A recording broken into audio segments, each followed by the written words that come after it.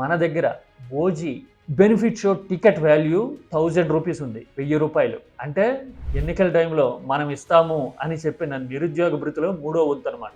మహిళలకి మనం ఇస్తాము అని చెప్పిన 1500లో అయితే 70% కంటే ఎక్కువ. అఫ్ కోర్స్ మహిళలకు కానీ నిరుద్యోగ భృతి కానీ ఇవ్వట్లేదు, అది వేరే విషయంలండి. అంటే అంత కాస్ట్లీ అఫైర్ బెనిఫిట్ షో అనేది అని చెప్పడం అనమాట. మరి రాజకీయాల్లో ఉన్నా కానీ సినిమా సర్వైవ్ కావాలంటే బెనిఫిట్ షోలు, టికెట్ రేట్ల హైకు ఉండి తీరాలి అని అంటారా?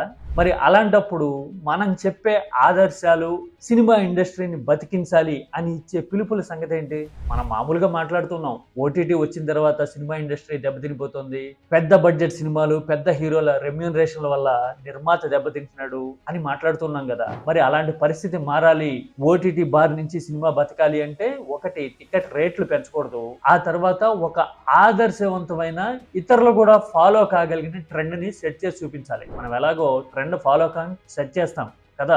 మరి అలాంటప్పుడు ఇదిగో నేను టికెట్ రేట్లు పెంచకుండానే ఇంత వసూలు చేశాను, ఇదిగో ఇలా చేయొచ్చు, ఇలా చేస్తే కనుక లాంగ్ రన్ వస్తుంది, మన స్టార్డమ్ ని, మన హీరోయిజాన్ని ఇలా చూపిద్దాం అని ఒక ఎగ్జాంపుల్ కూడా సెట్ చేసి ఉండొచ్చు కదా.